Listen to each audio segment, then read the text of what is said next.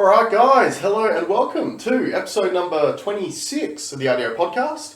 I'm back. Special shout out to Josh. Josh Barnett. Great job, mate. Obviously you had some big fat shoes to fill, but you did a great job. As you can probably hear in my voice, I'm still currently recovering from my second bout of tonsillitis that I've had in the last few weeks, because my son, who has just turned 1, shout out to Nate Dog as well, and shout out to my wife and I for keeping him alive for 12 months. But yeah, he's been going to daycare and it's been absolutely destroying my immune system because he keeps bringing home everything under the sun. So Josh, when my son successfully succeeds in murdering me, mate, you'll just slot straight in. You might be full-time ringing. Yeah, you might be full-time. Yeah. So, but no, well done. Really appreciated it. Obviously, the content is not my bag, but I think the fact that you guys are so passionate about it and so knowledgeable on the subjects, I found really, really interesting as well too. So hopefully a few more of your audio geeks out there really enjoyed that last week too, and we'll do those from time to time as well.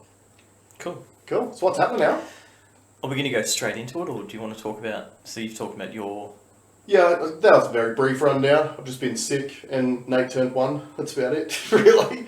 I think we just get... Let's just get straight into it. Let's get straight into it. So... A lot of big stuff happening at the moment.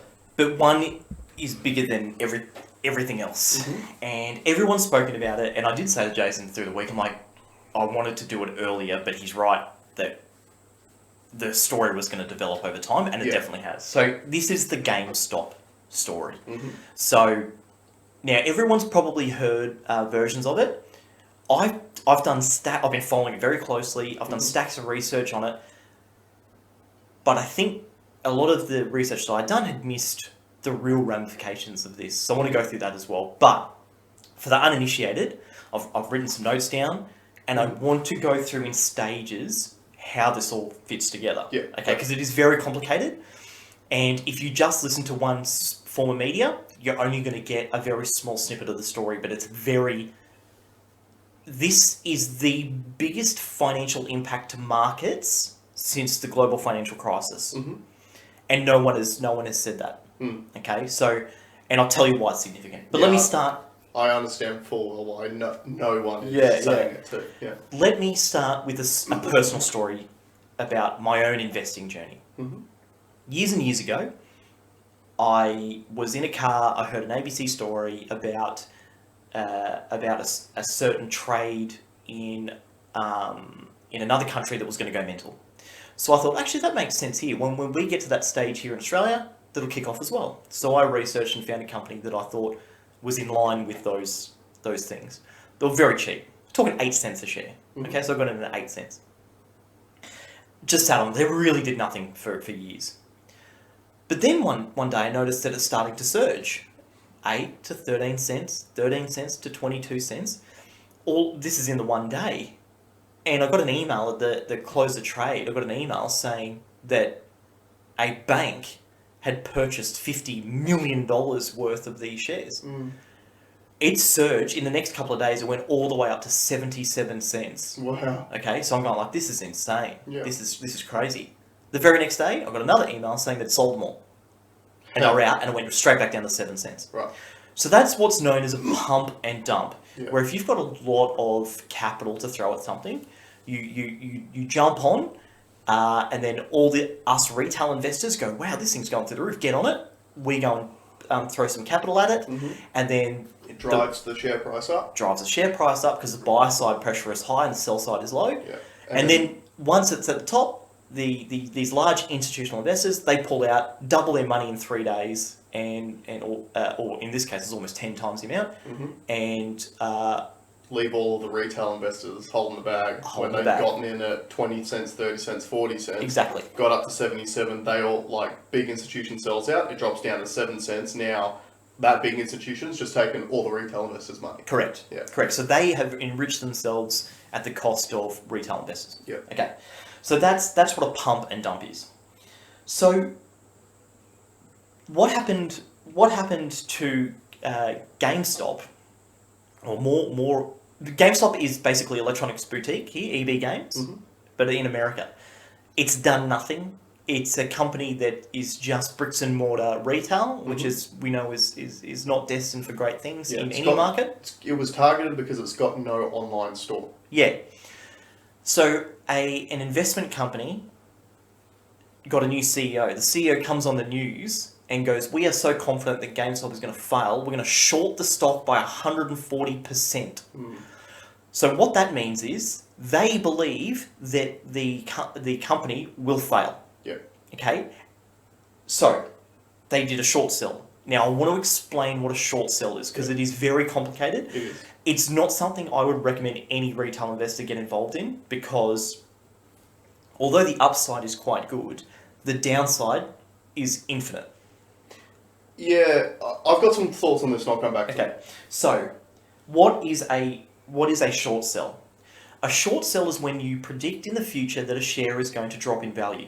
Okay, so what you do is, in effect, with your broker, and it's a very easy function. It sounds complicated, but in practice, it's very easy to do. You would select a stock, and you would actually borrow with your broker. You'd borrow that stock at whatever the market price is today. Let's say it's $10. But in the future, you believe it's going to be $4. So what you do is you pay an interest rate to your broker whilst you are lending that, once you're borrowing that, whilst you are borrowing that stock up until the point where you're actually going to buy it. Yeah. So if that stock is $10, you think it's going to go to $4. You borrow 10, you pay X amount of interest on the way through, and then when it hits 4, you buy the stock, and then you basically keep the difference. You keep 6. Yeah. You keep the difference between less any interest charges. Now, that's all well and good whilst that stock does what you predict it to do. Now, just one note on that as well too. As the stock drops, because it's obviously a less risky investment, the amount of interest that you pay on that drops with it. Correct. Which can go the other way. So that's okay. So cool. The next, so whilst it's going in the right direction, all's good for the short investor. Yeah. When it goes bad is when that stock price moves away from their prediction, because just like you said, the risk of to the broker has now increased. So the broker says, "Well, I want more interest now because this is a riskier sell." Yep.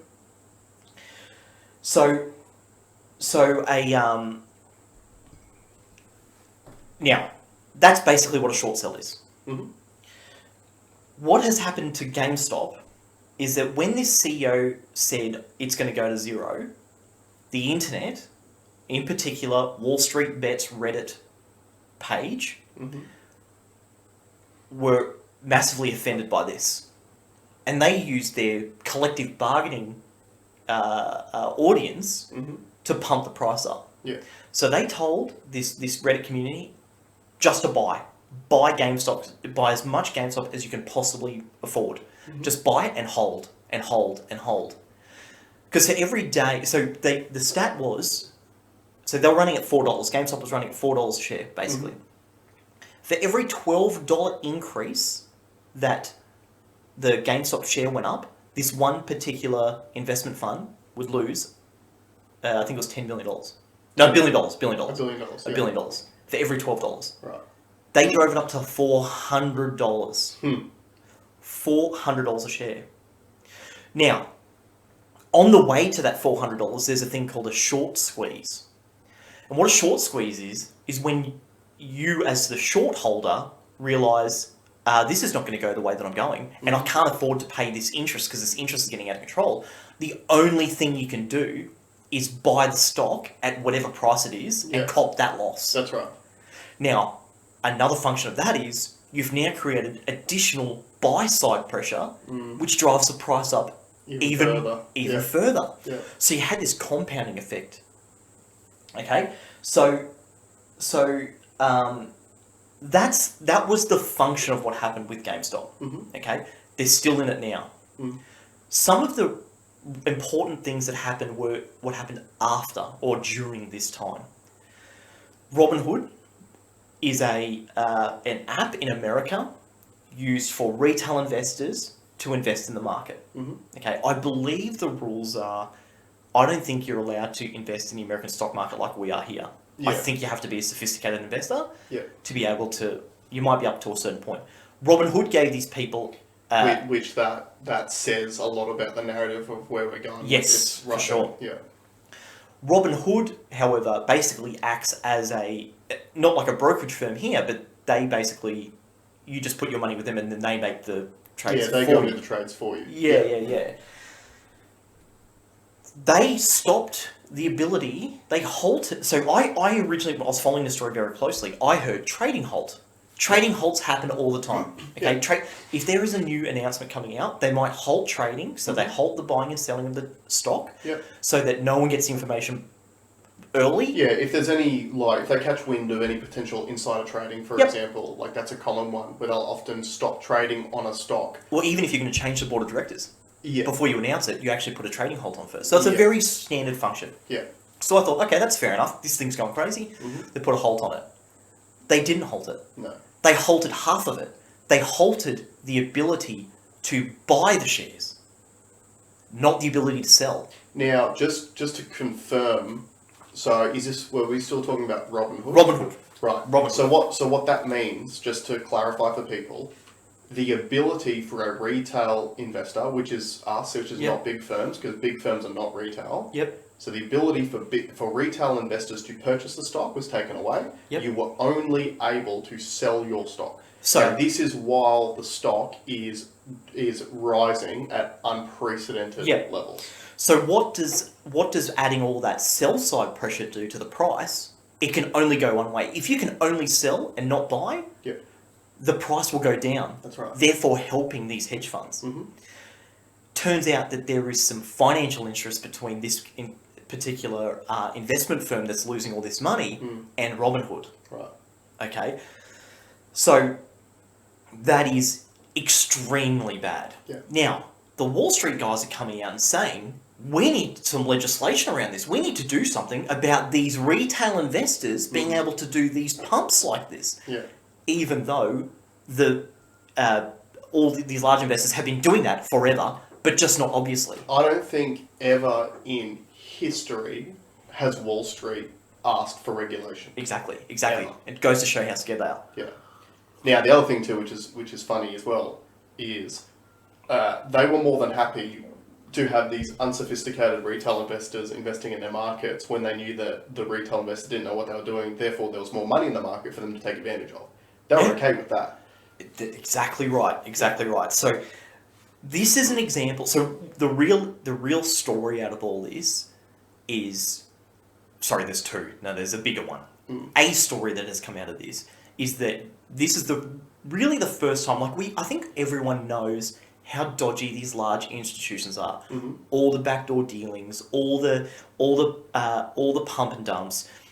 It's a function of their business. And literally, I was thinking about it in the shower this morning. The whole idea of a fund, if you broke down the mechanics of it, the reason why you give your money to someone to manage with everyone else's money, because now you have more power. Yeah, collective bargaining power. Yeah, because now you've got all this. Well, so the same principle as buying in bulk. So by design, that it is designed to bully the market. Okay? That's fair to say, I think. Yeah. It's the whole design of that function. Now, the people that are invested in those hedge funds have been very happy with that scenario because they're making great returns out of it. All right? But this is when the little guy actually went, no, you're not going to bully an institution that we like. Yeah. And we're now going to show you what we can do. And they pumped this thing by 10 times.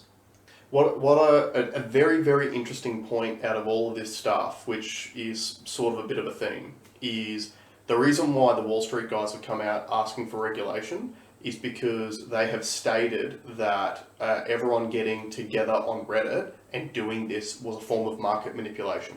Yes. Which market manipulation is technically illegal. Yes. Right? Now, what you began the story with, which is this hedge fund gets a new CEO and comes out in the media saying, we are so confident that Gamestop is going to fail that we're shorting it at 140%, is also market manipulation. And they have been doing it forever. Very well said. Very well said. But I feel like this is the counter to that. And now it's a thing because we've seen what the other side of that coin looks like. Yeah. Because no one's ever tried before. Mm-hmm. So that is. Now, I spoke to someone yesterday who's got a friend who works for a hedge fund here in Australia. They have no idea what to do. Yeah. They have no idea because your trading analysis, your trading algorithms and things like that don't account for this stuff. How can you? Yeah. So, a new player has entered the game. A new player. The people have entered the game. This is an absolute financial revolution. Yeah. It is a revolution where it's showing that people power can fight these large investment companies. But can I just say too, like, to put in context of people, why does this matter? So, if you go back to the global financial crisis, which happened in the noughties, right? Was it 2008? It sort of really started to kick off. 07, 08, yeah. Yeah. So this is the ramifications for Wall Street doing the wrong thing. Because what people need to understand, these hedge funds, where do they get their money from? Like a lot of the big deposits of money are people, like in America, for example, their 401k accounts. Like they're retail investors, so to speak, which their money goes into a 401k that these hedge funds then use to create profits for themselves and for their members. Now, superannuation works the same way over here in that, like, our superannuation companies invest our money, which is why it grows over time. So it is a benefit for us as a people. However, what happened is when the global financial crisis tanked the global economy, all that money that got wiped out on the marketplace was our money. That was the people. That was retail, not investors, but that was our 401ks, that was our superannuation. It was lots of little amounts got wiped out of the economy. So there are probably millions of people globally, worldwide, who are at retirement age at the time who lost everything when this happened. Now, these massive hedge fund companies, banks, etc., which caused the problem in the first place, they got government bailouts. Yeah. Now, you've got to think about that too. Where does the government money come from? Yeah. That comes from the people as well. Yeah. So, in other words, the gatekeepers of all the money, which was Wall Street at the time, because, like, as much as Wall Street is an American institution, it affects the planet. It is a global economy now. If you think that it doesn't, then you're kidding yourself. Oh, and when you watch this, we release this Monday morning. Have a look and see what the Australian stock market does at open. Yeah, because it'll dive. Yeah, guaranteed. 100%.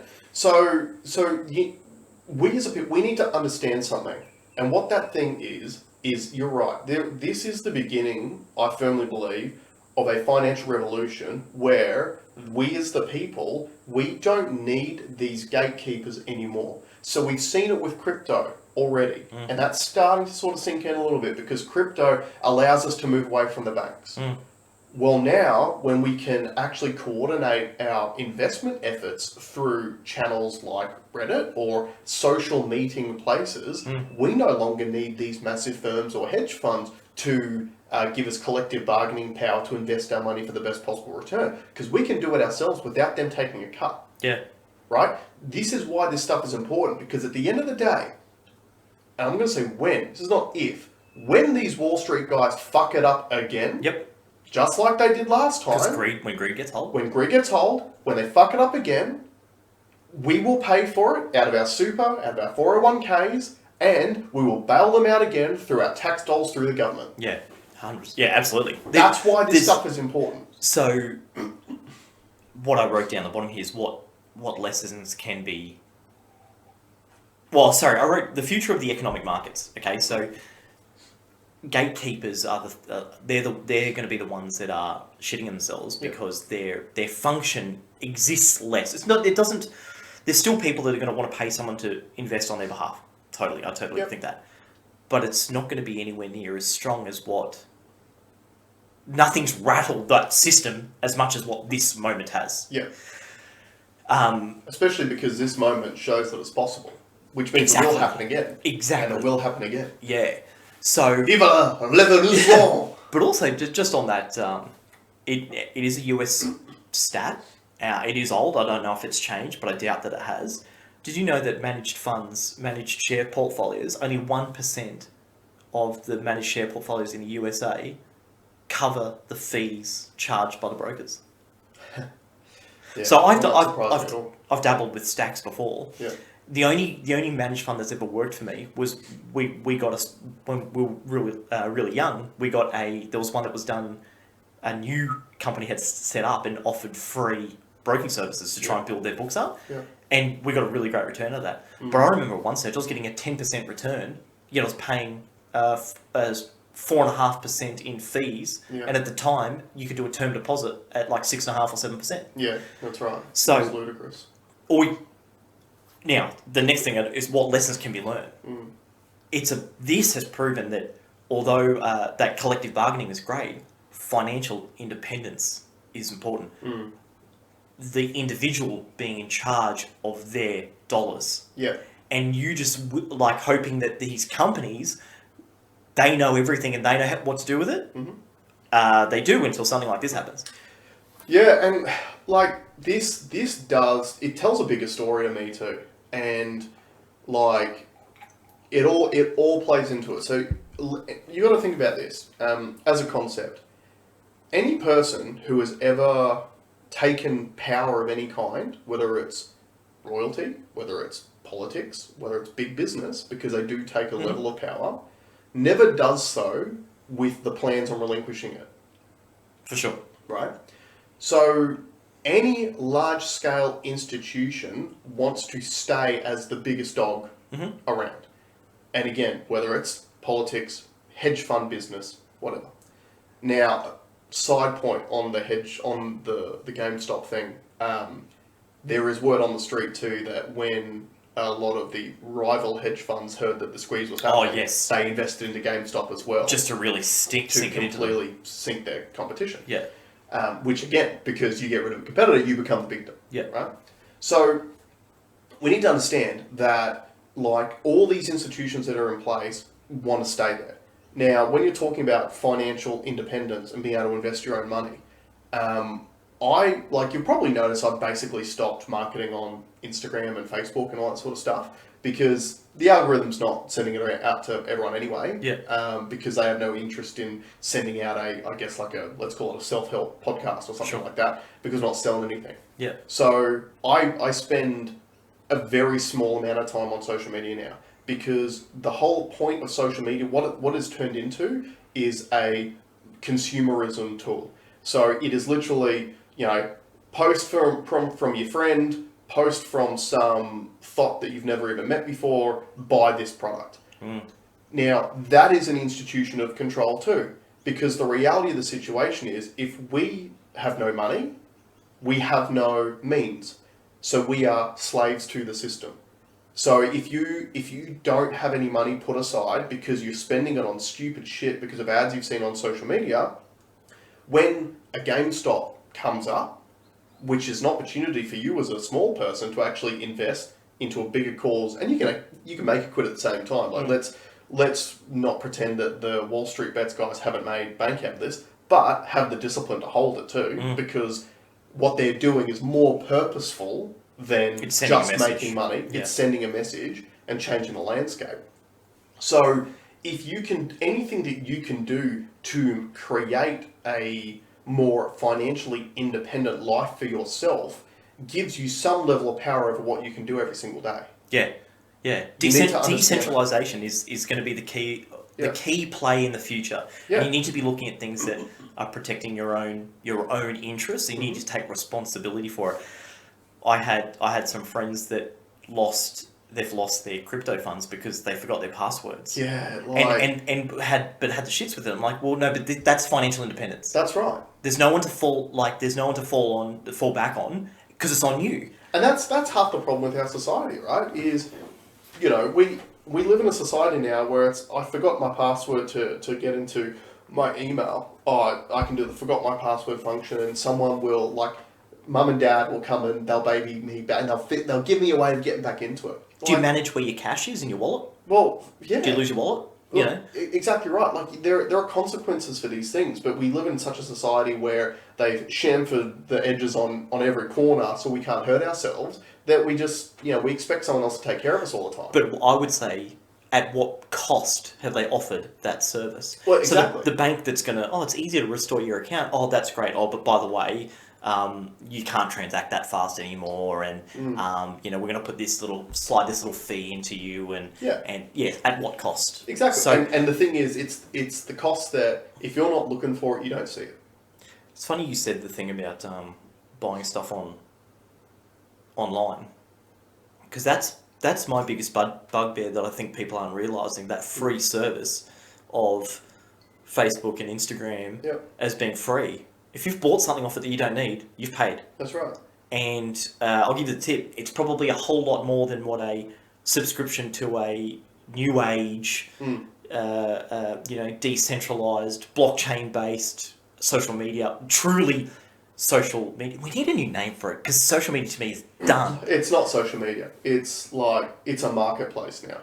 Did Adam It's Curry an anti-social marketplace. It is. That's the best way. Yeah, the current system is an anti-social marketplace. But see, funnily enough, like even on Facebook, for example, this is one of the reasons why I haven't bothered actually advertising that much on social media. I'll log into Facebook, and with the RDO podcast account, I'll get notifications, and I'll go into it. The only notifications I'm getting are boost this post for $15. yeah, So it's like instead of it being a merit-based system where, because a lot of people don't understand how algorithms work on a lot of these platforms, and to be honest, I don't really understand a lot of them either, but I know that Facebook and Instagram, for example, because they're linked, even if you've got, let's say, 100 friends, and you put a post up, they only show that post to 25% of your followers, and then they decide whether or not that post has been liked. So if people interact with that post enough, then they'll slowly expand that to a wider audience. But even just think about that. Like, you could have 100 people who you're friends with on social media who may want to see what you have going on in your life, but because they haven't interacted with you recently enough, you can be posting up all this stuff, they won't even see it. So that's what apparently the beauty of TikTok is. TikTok's algorithm is the fastest way to get to 1 million views. Yeah. Because they realise far earlier that this is going to be a hit. Yeah. So they're. But what's the price of it? All your data goes to China. Trading. But so I don't like that sentiment, and everyone brings it up all the time. How is it different sending it to China than to sending it to Facebook? It's not. It's the same. I don't believe it's right that either happens. Now, the big difference, to clarify, there is a difference, and the difference is that there is no such thing as a private company in China. So like when my information's stolen from me by Facebook, they don't send it to the Australian government and go, oh, he's had a conversation about how he's done a cash job on something, get the ATO to knock on his door. Whereas in China, there's no private companies, they're all owned by the Chinese government. For sure, but how does that affect you as an Australian? Doesn't now. No, but same as the Facebook taking your data or Instagram or whoever it is. I mean, we are seeing effects of it every single day now.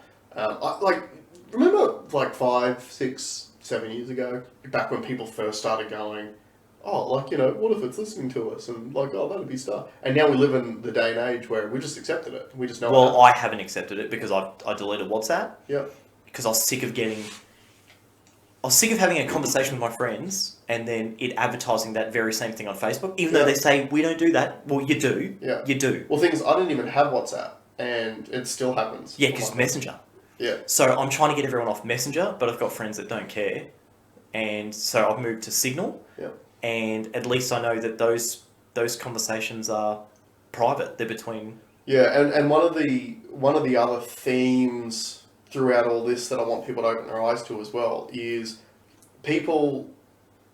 It's that whole thing of that old saying of being the frog that sits in the pan of cold water, and then you turn the gas on and the water starts heating. And because it's so minute at the time, the frog doesn't even know that the water's heating up until it's being boiled alive. I've never heard that before. Never heard of it? No. Right.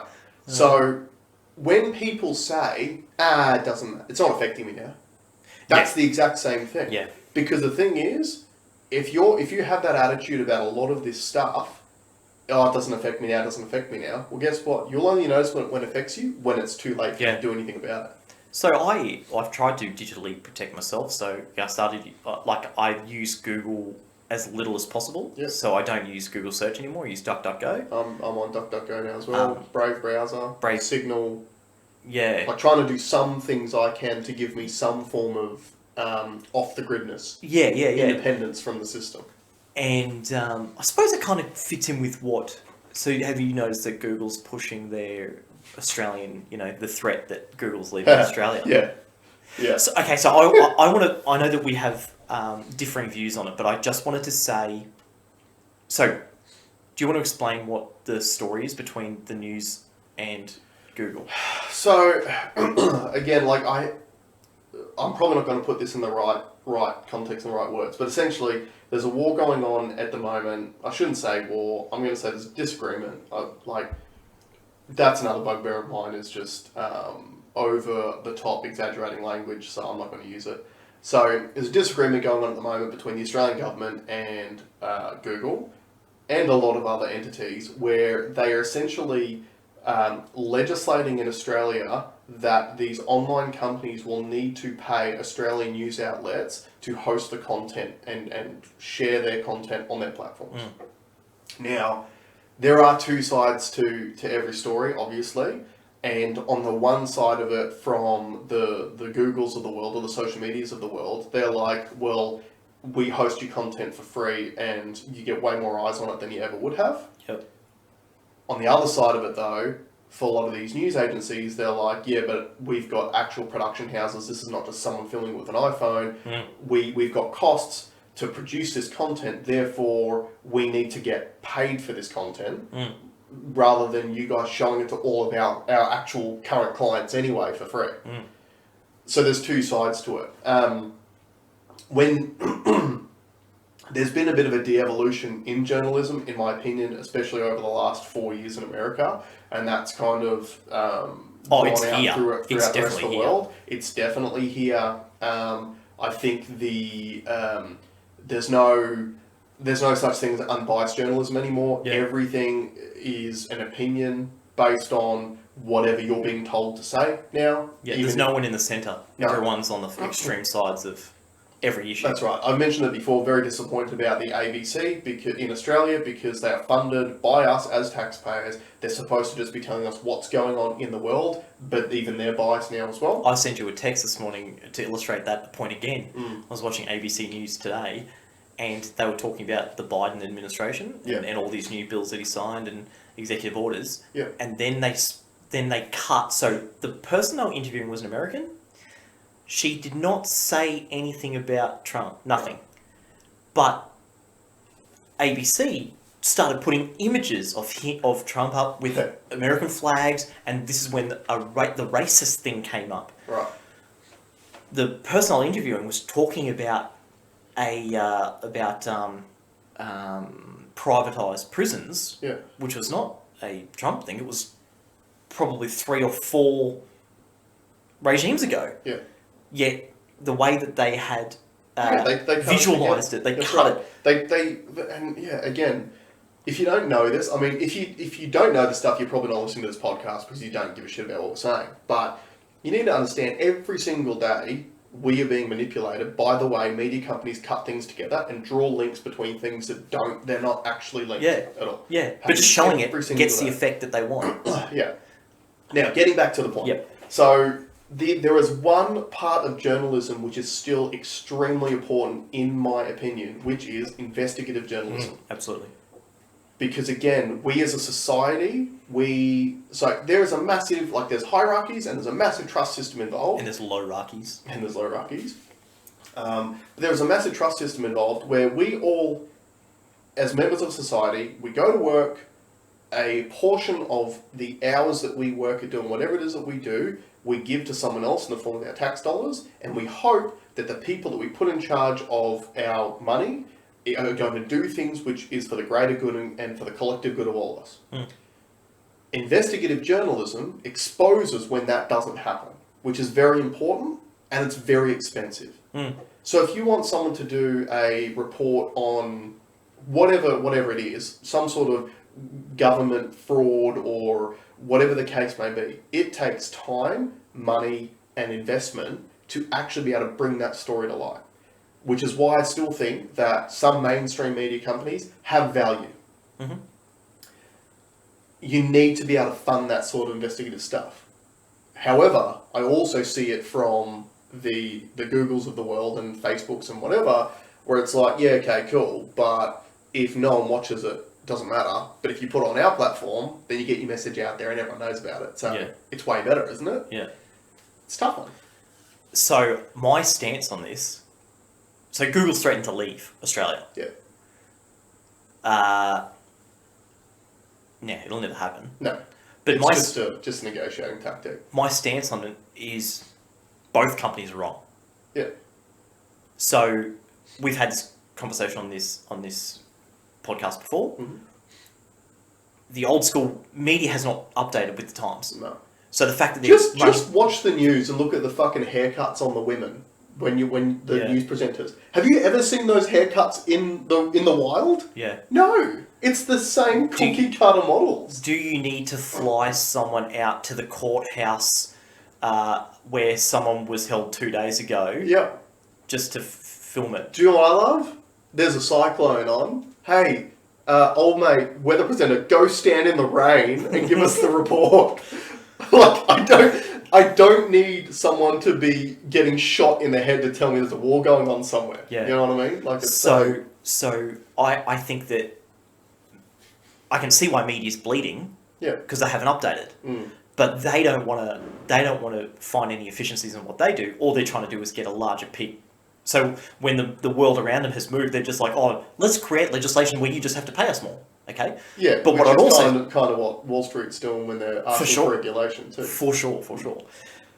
But I also don't agree with Google and Facebook and Twitter holding and censoring to a point the information that deciding what information we can and can't see. Yeah, if they just took all the info and blasted it out there, and then the people could make their own decisions, that'd be great. Yeah, they're purely a platform for it. So I think they're both wrong. I think media needs to get with the times and find a viable business model that doesn't involve that. Give us a reason to watch you without sensationalising us. Mm-hmm. Move away from ad dollars if you can, because we know that doesn't work either. Mm-hmm.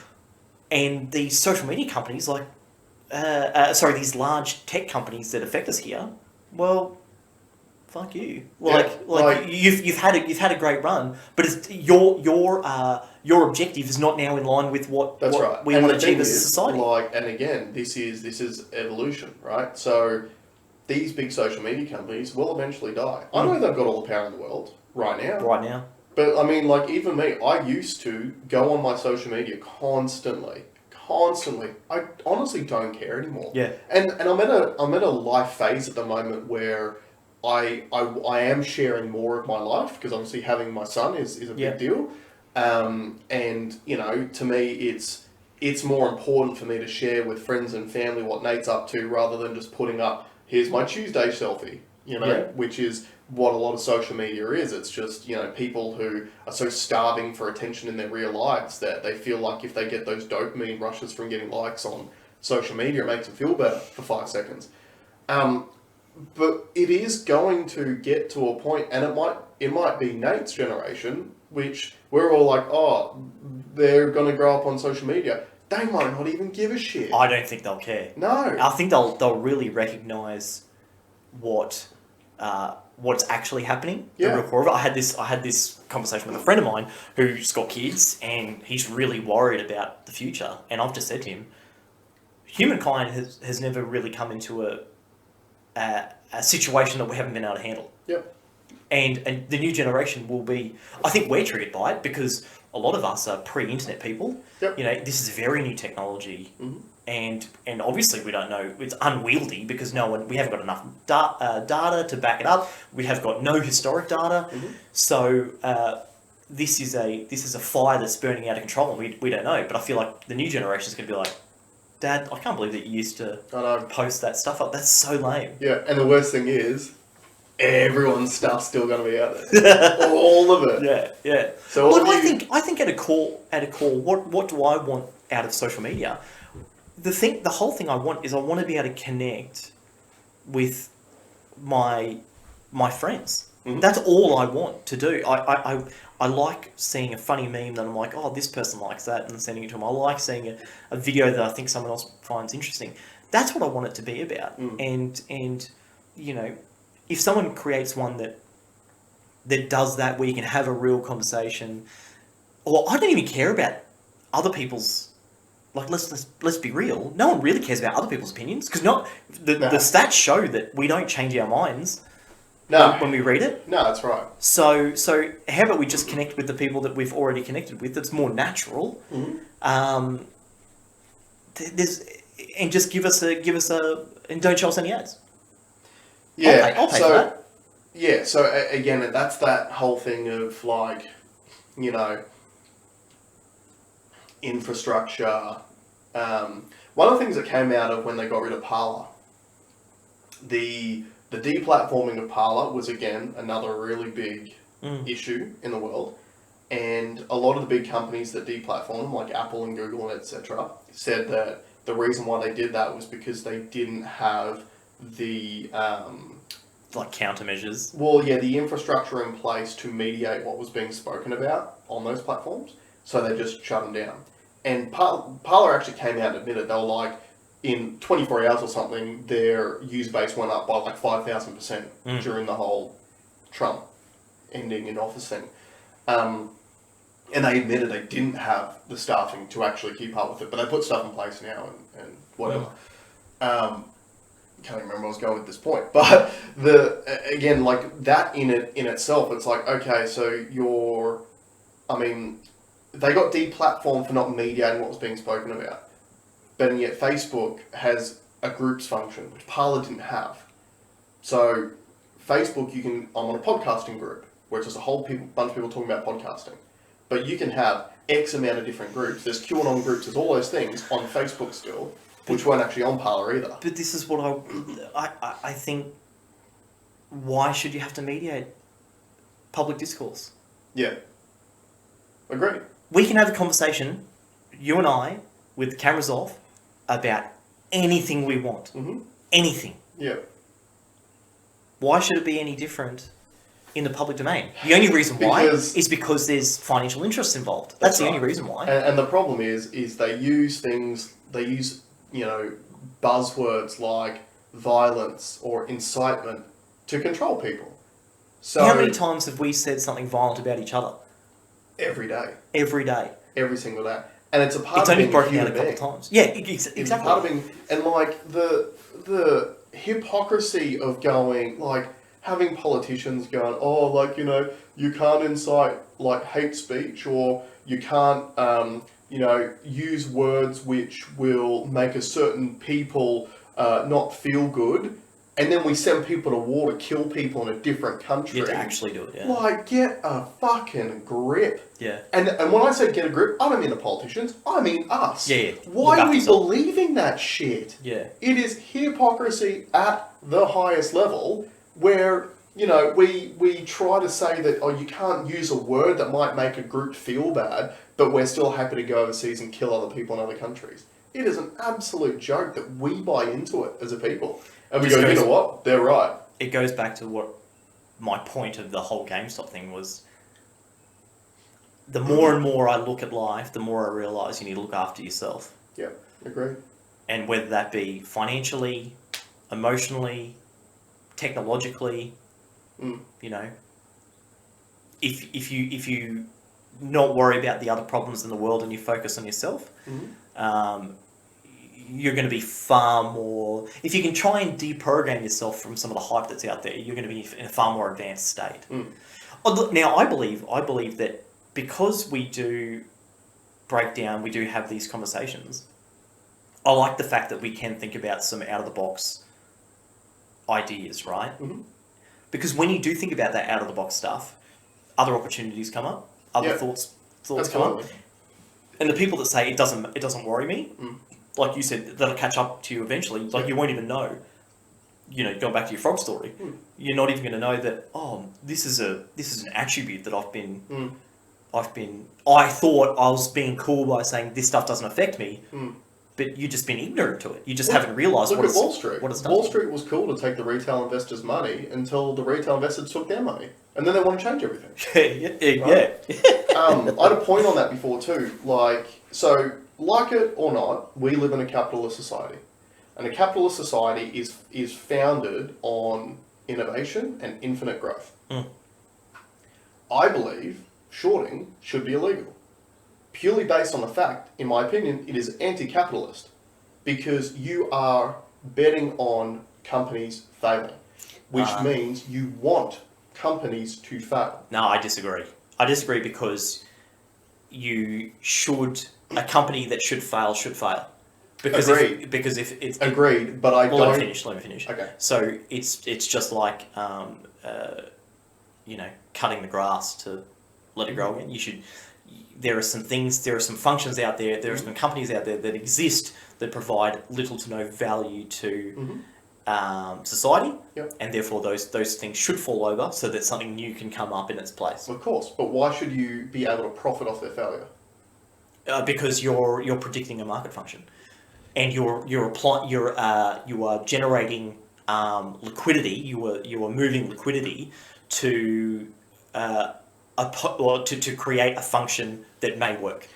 Yeah, so if you short that one and make a fortune out of it, right, and that fails, then where does that money come from? Well, if you invest in a short and that company fails and you make money, you now invest in something that you believe is going to either make money or is going to fail in, you do another short.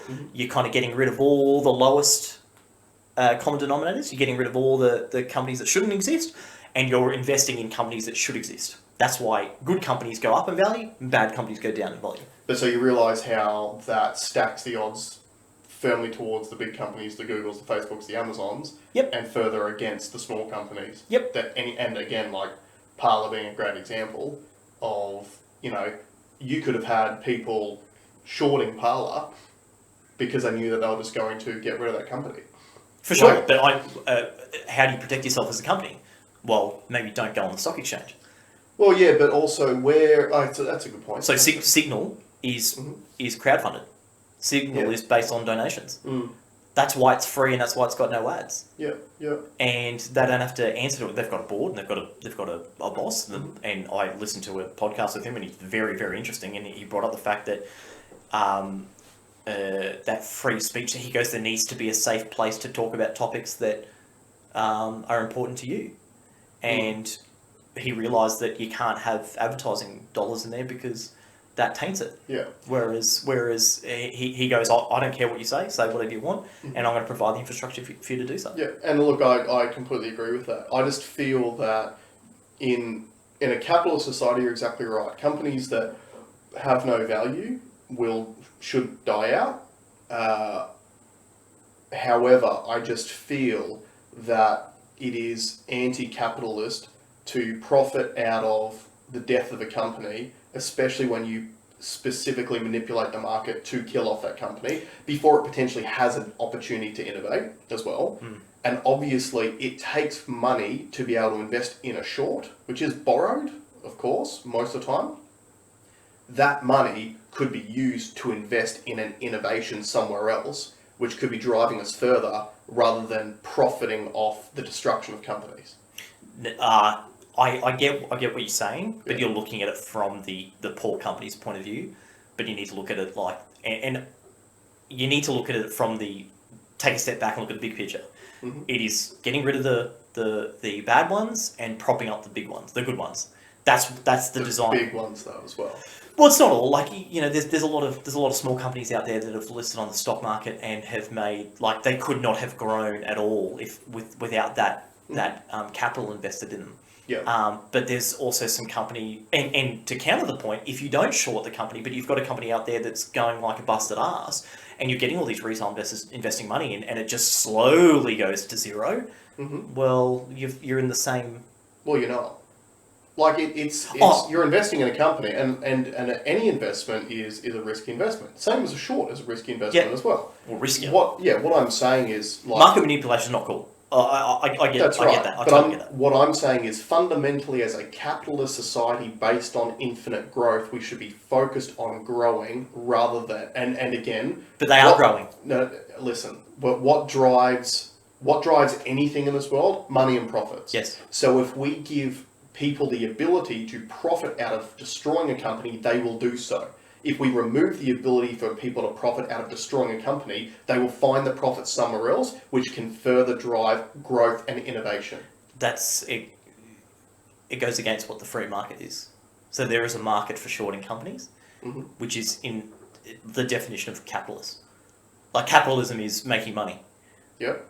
And they make money by betting against companies. So I don't think removing it is like that's anti-capitalist. Is removing that function to make money. But you see how it doesn't support growth, right?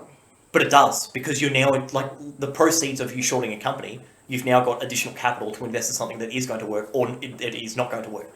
So you've got the weed whacker on one side, getting rid of all these weeds, and the weed whacker is making money, and now he can go and buy seeds to go and plant new trees. Yeah, but a lot of that money that was invested in the short in the first place was borrowed money, which could go either way. So you could borrow that money and just go straight away and invest in the new seeds. And then you could tell everyone, hey, this is the new product. Let Gamestop die on its own. This is the new product that we're doing. Everyone should go and support this product. But letting that company slowly die doesn't help anyone either. Well, it gives that company the opportunity to realise that they're going backwards at a rate of knots and actually innovate and change themselves and before they get destroyed. But if they do innovate, then the shorters won't short them. That's the beauty of the free market. Yeah, but I feel like a shorter doesn't get, like, especially if there's market manipulation involved, which I mean, this stuff's all public record. You can look up when a company has like when a hedge fund has shorted a company. That in itself is market manipulation. Because if a hedge fund goes and they bet massive dollars that this company is going to fail, we all believe it. Yeah. So it becomes a self-fulfilling prophecy, which then destroys that company in a much shorter space of time than if I'm saying that's a good thing. Yeah, I don't particularly agree, because you're not actually giving people the opportunity to innovate without stress. Like we've spoken about before, how difficult it is to make clear decisions when you're in a state of stress. Well, imagine if you're the CEO of a company who, by all means, isn't going that well, who then finds out a hedge fund shorted you. How stressed out are you going to be? Where is your ability to innovate going to come from? Because I don't think it comes from that mindset. Yeah, but you're thinking from a very practical in-house thing. But if you want to, I think the companies that are non-viable should die faster than they could, because you've got every opportunity. GameStop could have changed their business practices years ago. Like they knew that online was going to be a thing, right? So to me, the function of them shorting it that's an obvious. So how many GameStops are there in the world? I think it's just in USA. There's tons. There's tons. So, okay, you short that company dies, and anyone who worked for GameStop loses their job. Yeah. Is that a positive thing? Yeah. Well, yeah, because they're going to lose a job at some stage. Just when. Let's expedite it to something that is going to work. But get those people into jobs that are of value as opposed to ones that are not of value. Yeah, I know how you see it, because it seems heartless. It seems heartless. Well, it just seems like it just completely stacks all the power on the people who've already got power. Because the people who've already got the power and the means can choose to raise or kill any company they would ever want to for their own, and they'll profit either way along the way. Yeah, exactly right. But Which is my problem. No, but now Reddit has come out and proven that that's not the case. That's exactly what. That's exactly the Reddit point. has come out and has gone completely against what you're saying, because Reddit has come out and gone, like, they've done this as a go against Wall Street, but at the end of the day, they're still propping up a dying company. In the short term, they're not doing it to protect GameStop. They're doing it to stick it to this investment company. That's right. But what I'm saying is, the companies still die. Yep, the companies will still die. Yeah. But what I'm saying is, if you remove the ability for people to profit out of the death of a company by shorting, they will find that money elsewhere.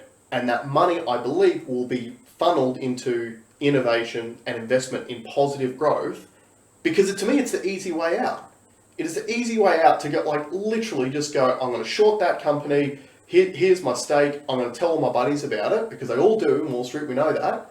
I'm going to tell all my buddies about it. We're short of that company. That company dies. I take the money, and you've just destroyed a company.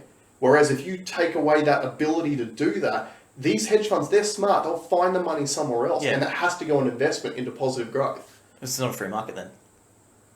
That's not a free market. Are we in a free market? I think we've proven that we're not. But every time, but it is a free market. It totally is a free market. But it's being manipulated by the people that know how to manipulate it. Which makes it not a free market. The fact that it is free. Because they're free to manipulate it. No, but the fact that we started this podcast talking about GameStop, Robinhood restricting the people to be able to go and buy into stocks which are going through the roof, shows that we don't live in a free market. No, but we absolutely do, because you know what's going to happen? Robinhood dies. That company dies because of what they did. That's the perfect example of a capitalist society. You do something wrong, the market will make you pay. Yeah. So everyone get out there and short Robinhood while you still got a chance to. So Robinhood, there's no way that they can survive out of this. There's no way. But they will. The Wall Street guys want everyone to hold their money in, because if they sell, because you have to sell your stake. It's unlike crypto where you can transfer directly to another exchange. You need to sell your stake to then buy back in, which creates what the Wall Street guys, the hedge fund guys want you to do. But what that is, Robinhood is an example of the GameStop should die. It should die because it is an unviable business. And the people that work at GameStop, as much as it sucks that their job is gone, they need to go and find something that is of value to society as opposed to something that is not. That's the function of a short. But how many entry-level jobs in society are of value to society? Well, you're not going to know if you're just letting these dead ones, like if you're hanging these dead ones on. The idea is to create new ones. So what's the difference between working at a GameStop and working at, like, serving drinks at a pub? You can buy drinks anywhere. You can go to I don't understand your point. It's just an entry-level job. So you're saying that these people who work for GameStop losing their jobs, themselves should go and do something that's more meaningful. Yes. But for a start, you need to get a step into the market. And I don't know of any entry-level job which could really be classed as being more useful to society. No, but the market decides what's useful and what's not. And pouring drinks in a pub is useful. Therefore, there will be jobs. Well, therefore, you should. Anyone who purchases a game at GameStop will think that service is useful as well. Yes, but the market says that they don't buy games from GameStop because, like, new consoles are coming out without disk drives, and everything's becoming an online marketplace. Yep, and GameStop should be allowed to die a slow death without having a hedge fund coming and shorting it and expediting that process. But the end result is the same. So no, it's not, because you actually give GameStop the opportunity to innovate. They could create an online store. They could do something if they've got the time to do so. And if they did have those thoughts in place, then short sellers wouldn't short them. That's what I'm saying. So if there was a hope that this company would exist, the shorts would not short them. I understand that. Yeah. But I'm also saying that when you give companies or people the opportunity to profit out of destroying a business, they will do so. Yes. If they don't have the opportunity out of destroying a business, they will find the money somewhere else. Yes, which but will it's go not into a free growth market and innovation. But it's not a free market then. How's it not a free market? Because you can still invest in any company that you want. Except you can't short one. If you think GameStop, well, yeah, you can't short it. If you think GameStop's going to fail, don't invest in GameStop. Go and invest in something else, which then drives up the stock price of that other product that you think is a superior product, which then people, when they see that stock will rise, they'll sell their GameStop shares and they'll go and buy that product. I get what and you're then saying. GameStop dies. But you have to find you're actually profiting out of destroying that company, which I believe, in my opinion, and we can disagree, I believe that's anti-capitalist. But it's not, because they're making capital, which makes it capitalist. But you can make capital anywhere. For sure, exactly. Why would if you it's free. Focus on making your capital out of destroying a company? I'm not saying focus it. I'm saying the idea of a free market is to create a market on anything. When were shorts created? I don't know. It's probably relatively new. But you should be able to make a market about anything you want if you see the opportunity to make $1 out of it. That's what a free market is. And if you start getting rid of markets, well, it's no longer a free market. Right, 1937. Well, jeez. So that must have come out as soon as the stock market came out. Because I think the stock market... No, that might have been the 20s. When did the stock market... I'm just having a quick read of this thing. This will be really great audio with me just sitting here silently reading. No, that's right, because I'll keep talking. I'll keep throwing it at you. You communist, socialist.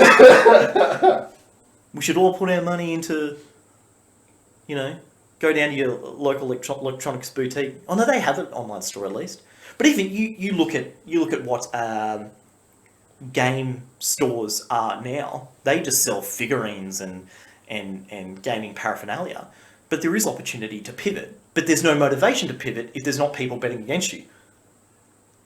Because if you're being constantly propped up for a... Okay, no, here we go. This is interesting. So, this article was updated on the 29th of January 2021, so it's pretty recent. So, why is short selling legal? Short selling is an investment strategy that speculates on the decline in a stock or other securities price. The practice of short selling was one of the central issues studied by Congress before enacting the Securities Exchange Act in 1934, but Congress made no judgments about its permissibility. Instead, Congress gave the Securities and Exchange Commission, the SEC, broad authority to regulate short sales to prevent abusive practices. Key takeaways. So short selling is an investment strategy that speculates on the decline in a stock or other securities price. The SEC adopted Rule 10A-1 in 1937, which stated market participants could legally sell short shares of stock only if it occurred on a price uptick from the previous sale. The uptick rule was eliminated in 2007, following a years-long study that concluded that the regulation did little to curb abusive behaviour and had the potential to limit market liquidity. That's exactly what you're saying. During times of market crisis, when stocks are falling rapidly, regulators have stepped in to either limit or prohibit the use of short selling temporarily until order is restored. Do you not find it interesting that law was changed in 2007 when the global financial crisis was kicking off? So when all these hedge fund blokes realised that the world was about to tank because they fucked up, so what do? Oh, we can profit off this. Let's change the rules. Which I believe, if you let me finish, I believe would have expedited the global financial crisis. Whereas, if they didn't change the rules, and you were only able to make money based on positive growth of of a business or a share, rather than betting on a declining market, then you potentially could have avoided the global financial crisis altogether. So, no, you wouldn't have, because the GFC was due to housing bonds and things. It wasn't on shorting. But I would also say that the reason why it was changed is because the economy was going so great that people were using their newfound liquidity to put in things that don't matter. So the idea of removing that function and opening it shorts to make it easier meant that we got rid of the propped up businesses that should never have existed in the first place. It started because of all this money that was made prior to GFC. It meant that they were stamped out early. Yeah, I think we're just going to disagree on this one, man. But you have to admit... I think I find it very, very convenient that the law changed in 2007 when the GFC was kicking off. Because it literally would have been... This is the way that I see it. And I could be dead wrong. This is the way that I see it. Hedge fund guys sitting in a meeting. Oh shit, all of our mistakes that we've made over the last X amount of time making billions and billions of dollars, we're about to pay the piper. It's about to come home to roost. How can we make money out of this? Oh, well, if we got this legislation changed, we can just bet on the decline that we all know is going to happen. Sweet, let's get it done. You bet on the decline, they make their money, the entire world suffers. Well, the investors that went into those hedge funds. The entire retail... They benefit from that and therefore had money to apply to their areas. While the vast majority of retail investors lost their... Well, no, there was a lot of retail investors in those hedge funds. Those hedge funds are made up of a lot of retail investors as well. What I'm saying, the core of what I'm saying is an open and free market should be open and free. Yeah. So if there is a market that, if you decided that there was an opportunity to create a market in whatever it was, if there was enough demand, you should be able to create that market. Yeah, but where I disagree on you is that in a capitalist society, which is the foundation is infinite growth, I believe that the growth and in investment should come from positive growth rather than from profiting off negative growth. But people profit from that negative growth, therefore making them capitalists. Yeah, but I know it's not nice. It's not a nice thing. I find it very interesting, the timelines. It's not a nice thing, but it's a not market. a question of whether It's it's a nice market or not. fundamental. Well, but it's obviously not, because they only changed the rules on it in 2007. But they've had that function. They've had a short sell function since the 30s. Yeah, I know, but you could only short sell after an uptick in the price from the last time in the market, which means it was a massive gamble to short sell because you were short selling on an asset that was going up. Yeah. Now they changed the laws in 2007, and then all of a sudden we have a massive global financial crisis. No, but the correlation is not there. The correlation. 07, they had known that it was happening. 08, it all happened. Mm-hmm. It was due to people, property values going out and shit property values, shit loans, all being batched up together and sold. So that was not a function of the So you don't think they're related at all? I don't think the change in legislation in 07 of the shorts created the global financial crisis. I don't think it created it. I think it made it worse. But I think it's convenient that, again, all of these, like, anyone high up who knows how all this stuff works would have seen this stuff coming a mile away, years in advance, probably, knowing that it was going to tank, which I think those smart people have changed legislation in the background to protect themselves and to potentially profit out of a catastrophe, which instead of putting in mitigations to avoid the catastrophe, they have figured out a way to profit out of it and allowed it to happen. That's what I feel. Like the guys in The Big Short. Exactly like the guys in The Big Short. But were they That's not... what that whole movie's about. Yeah, for sure. Yeah. But so you're saying that they're the bad guys? Yeah. Because what I'm saying is, if there was no ability to profit out of that happening, people would be yelling and screaming, going, hey, we've got a problem. Like climate change, for example. No, hold on. Finish that thought. People will be yelling and screaming, going, hey, we've got a problem that we need to fix before it comes home to roost. And but if no one's talking, the ability of a short is so that people markets can see at a distance, wow, there's a lot of people that don't believe this is sustainable. So it is forewarning. This is doing the function of that is exactly what you're saying to protect. No, because what would happen if you becomes a self-fulfilling prophecy? No, because if you didn't do that, everyone would be poor. And no one would know it's coming because no one can bet against it. I disagree that everyone would be poor. You would, because no one has won out of it. But at least the global financial crisis, those big short guys, made stacks out of it. Do you know who could have won? People who actually save their own money. But yeah. But no. That's a separate thing. No, it's not. It's not a separate thing. They're all different financial functions. Yeah, but you're grabbing an independent financial function that has no relation to the short selling. What I'm saying is, in the GFC, the fact that you have a function to be able to short it means that people at a distance can see that there are people that don't believe that this thing is going to work. Which happened overnight. Yeah, well, it didn't happen overnight because they had invested in that short prior to that, okay? So if you remove that function, no one would have seen anyone's case for betting against that market. Therefore, we all blindly go to the slaughter. That's what happens. Yeah, That's what happens when you can't short. But the thing is, we all blindly went to the slaughter anyway because the people who were in the know just invested in the short and allowed it to happen. That's what I'm saying. No, but there are people who know more than the average person Yes. who invested in the short, who let it happen because it was a financial benefit for them for it to happen. If enough people shorted it, there would have been less upside to it. The market would have leveled out properly if people listened to the people that were shorting. But no one did. That's why they made so much money, because the short position was so ridiculous that's why everyone bet against them. But they were wrong. Okay, so the short was in place. Yeah. And how did that benefit the mum and pops of the world? Or anyone that was in those investment funds at the time benefited from it. Because it wasn't their own personal cash. Okay, so it was a large minority of people. But at least someone did, because the opposition to that is no one does. Yeah, but did you think that the majority of people who benefited out of it are people who already had means and knowledge of the market. Yeah, but I think you're missing the point. Forget the individual for a moment.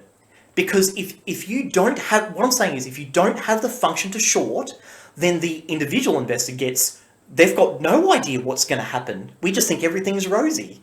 No, I disagree. Because it's factually correct. Because if there's no market against it... The data that someone can go off is whether or not a company is rising or falling. No, I don't know any investor at the moment. And look, maybe I'm naive, but people who invest in the share market, I don't think are going online and Googling who has shorted what every single day. What they're doing is they're going online and they're checking share prices. And if share price is going up, people think that company's going well and I'm going to invest in it while it's going up. If a share price is going down, people can make a decision on whether or not they think it's good value to purchase in at that time or if it's a dying business. I don't think anyone... You don't know if it's a dying business if there's no short positions, if there's no ability to short. You do, because the share price will go down to zero. When that company's got no value, no one's going to purchase the shares on it, which means that share price will gradually go down to zero. And then that company is gone because there is no value in that company. Yeah. Like, all I'm saying is people who are very good and in the business of making money will make money wherever they can. For sure. If they can make money in the destruction of a business, they will put their funds there to make that money. If they can't, they will put it somewhere else to make money elsewhere, which could be in positive growth, which as a capitalist society, which is based on that, I think is a positive thing for everyone. I don't disagree with. So what you're saying is correct, but it's also limiting to the concept of a free market. And I think you're missing the point of having a business that's going to fail fast. You don't see the benefit to that. It's like an entrepreneur. Set one up, fall, learn. Set one up, fall, learn. Set one up, fall, learn. If you don't have people, outside analysts looking at it and going, and people that are far smarter than what the average investor are, saying, ugh, that's not right. That's not going to work. And this is how much I value my opinion of their success by applying their liquidity to it. You're not going to be any better off. You need to get rid of the ones that don't work. And you need to do it faster, sooner rather than later. And if someone's going to make money out of it, that's great, because where's their money going to go next? The money that they make there is going to go into something. Yeah, but it's not pretty. You're right. I don't actually see the benefit of getting rid of them faster. So you think Gamestop should just run like a limping, forever? Well, I mean, we've had discussions recently about money and about what's actually important. Yep. And if GameStop provides a young person an opportunity to have a stable 9-to-5 job, which they need at that particular time in their lives, then it gives a positive function to society. Yeah, but when that fails, another job is going to open up. Yeah, and it should be allowed to fail on its own. And it should be allowed to have the time to innovate if it's failing. But I believe that if you promote short selling, and therefore the fast destruction of a business that won't work, then you don't give people the opportunity to innovate. And look, GameStop... I don't think that's correct. Well, GameStop might be not a bad example, but obviously it's the most relevant one at the moment because of what we're talking about, what's in the news. But again, so market manipulation, illegal. But we've already ascertained that the reason why GameStop's destruction was escalated was because the CEO of this hedge fund went out and said, we believe so strongly they're going to fail that we're shorting them by 140%. Yep. And again, I feel like, and we're lucky that they got saved by the Redditors, the Wall Street Bets guys. And look, they've obviously seen an opportunity to take on Wall Street at this particular point in time. But I feel like if instead of shorting them, you could go out and say, hey, I'm investing all my money in Amazon games because that's the future. Or it's all online, we're just going to send it out to you because brick and mortar stores aren't of value anymore. Then people can just they can sell their GameStop shares and they can invest in the thing that's going up. And that is a positive function on society and will be a benefit to society. So the end result's the same, yours is just slower. It is slower. But the result's the same. I don't believe it is the same because you're giving people the opportunity to actually innovate without the market manipulation that destroys their company. So forget market manipulation. Okay. Forget that, because we know that that's wrong, but we know that it happens as a factor of it. So that's a constant. Yep. So forget that. What your argument is that you should not have short selling. Yes. And what I'm saying is that whether you have it or not, you end up in the same place. But at least with the function of short selling, it happens faster, and someone makes money out of it. Okay. So from a health perspective, do you think that we should just not treat people for illness? Because we're all going to end up dying at some point. It's just whether or not it's faster or slower. Do you think that someone should be sitting in Gamestop with no customers? Do you think that's good for their mental health? If they can pay their bills. But you know what a monotonous job's been like. So if you have to sit in there for 10 hours a day and serve no one, do you think that's good? Well, I believe if you're getting paid and it's supporting your goals and objectives, then yes. But you could get that job in the next thing that's going to be better and actually have some growth in it and have some career progression, because this business is more viable than the business you're with. But again, a lot of people who are working these jobs are doing it just to pay the bills whilst they're doing something else, whether it's studying or working, and then they'll go on and do that other thing. But why can't you can have both?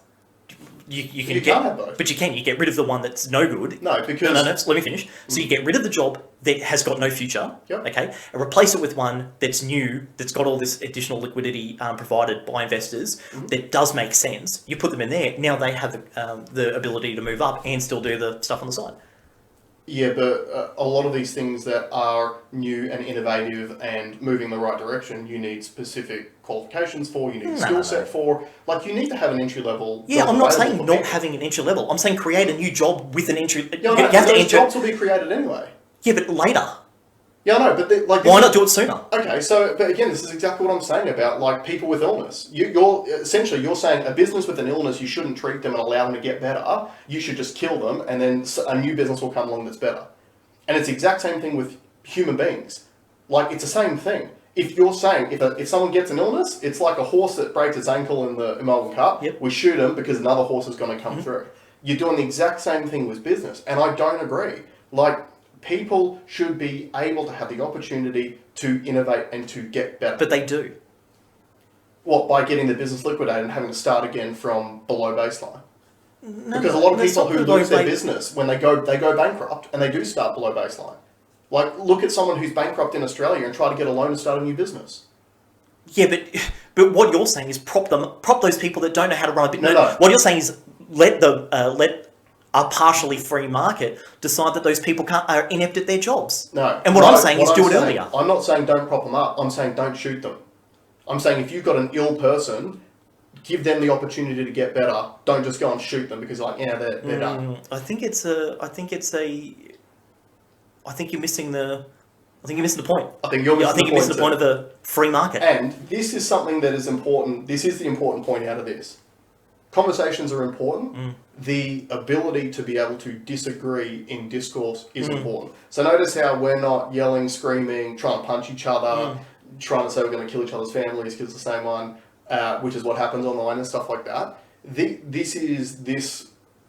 This conversation here, to me, is a microcosm for social media in general at the moment, where you are supposed to be allowed to have a conversation with two differing points of view, and you're allowed to leave that conversation wrong, not disagreeing. Yeah, you can leave this wrong if you like, but like you can agree at the end, you can disagree at the end. But the reality of the situation is that we need to be able to have these conversations, because then you guys out there can formulate your own opinions based on what we're saying. And again, it will not be that you're not going to call us up and go, "Hey, I agree or disagree with you." But your choices that you make, which then influence the society that we move into the future, will be a factor of your thoughts from this conversation. So I think that's enough for today. Yes. Thank you everyone very much for joining us, and we'll see you next RDO.